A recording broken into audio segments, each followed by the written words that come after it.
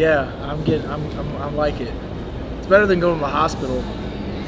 Damn, UFC never pays for the hospital bills. I get calls every time after I'm still getting bills from the hospital. I'm like, I didn't even choose to go to the hospital. Oh, really? Don't report that, please. Yeah, Jesus. I'm saying that in confidence. In front of cameras. That's true. You're not good at the media thing. Congratulations, Chase. Were you happy with it? Yeah, I was happy.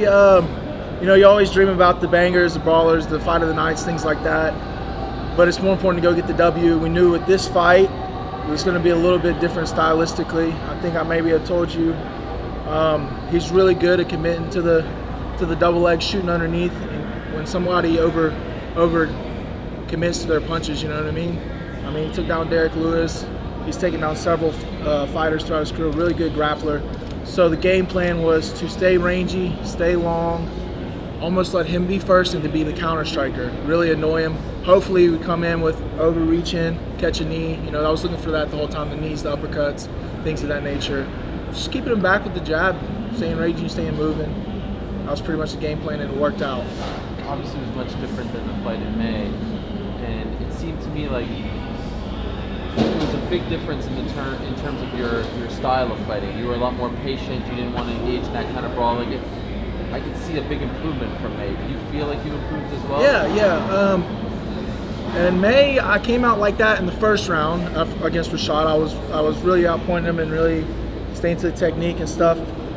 But he wanted to bang in the second round, and you know sometimes I get into that, and that's, you know, I'll bang with you too. But it didn't come down to that this fight. So I got to stay back, got to stay poised, and really pick my shots and outpoint him. I feel like I can do either or on the feet. You know what I mean? How was your cardio towards the end? I was a little winded because not really because it was a high-paced fight or anything like that. Just because I knew that I was about to win and I knew the fight was about to be over, so I was a little anxious, you know, and things. But I think the cardio is getting better. I think it's really getting better, especially the aerobic cardio, the sustained cardio. So I felt a lot better about it this time. Training in the mountains and stuff really helps.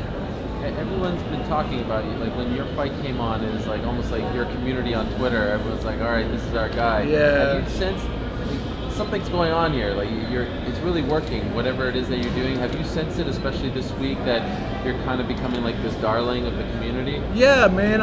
And that it almost seemed like I had a little bit more pressure this time than last time because. Definitely. I don't want to let my fans down, you know what I mean? They invest a lot in me, and they're constantly watching, and I want to always prove them right, you know what I mean? And I always want to make them proud, make my family proud, make my friends proud. So there was a little bit more pressure there because I always told myself I'd much rather be just, you know, go 0-3, be completely fail at it, than be a one-hit wonder, you know what I mean? To get that little bit of taste of fame and then fizzle out, nobody remember who you are, you know what I mean? So there was a little bit of pressure there. We got 2 under the belt. Let's go for 3 and evaluate the top 15 and see where we're at. Just constantly get better. It's a quick turnaround though, I mean just a couple months, right? So yes. Is that your ideal kind of turnaround? Would you want to be back? Didn't matter,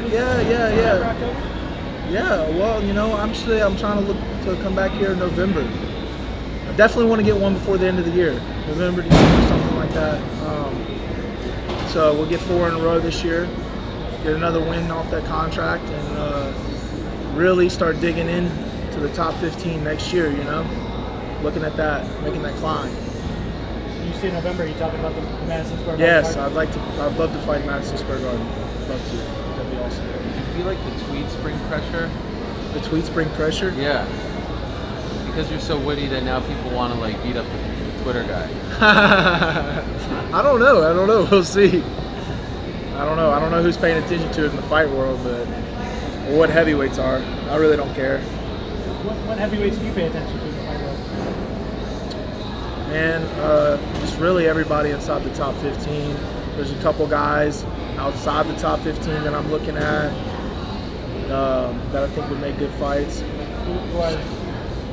Outside the top 15? Yeah. Well, he hasn't gotten his 3rd fight yet, but I've been really looking at Mark Godbeer. He's a striker and banger. That'd be a good fight for me.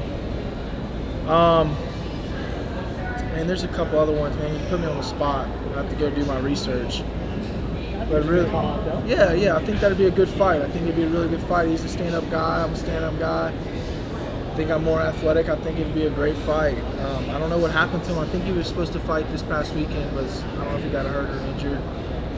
There's a couple of guys in there that I think would be a good one. You know, we'll have to go back and look at it, do some more research, but I'm always trying to pay attention to the heavyweights, you know. Going into 211, you said that you only had $100. Yeah. Now 2 fights later, do you feel like you could breathe a little bit? Do you feel like there's a weight lifted off your shoulders? Yeah, for sure. I'm ready to go on vacation. Where are you going? I don't know yet. Somewhere tropical. Oh, okay. Just for a couple days. And then I get back to work. Sounds nice. Sounds real nice. You got 50,000 extra bucks though last time out, right? Yes. Yeah. I planned on enjoying the summer, but then I got the call again, so. Did you do anything fun with that 50,000 right after you got it? Or did you just stash it away? Man, I really don't know where all of it went, to be honest with you. I didn't spend all of it, but a lot of it's gone. Where'd it go? Training, Were you the heavyweight gas. cowboys around you just flying boats? Put some tires on my truck, you know, a little bit here and there. Mostly food, man. It takes a lot of money to feed me. So I've been eating right. Yeah. All right. By the way, can you explain how Alan Belcher got so big? Yeah. I didn't recognize you. He drinks warm goat milk every morning.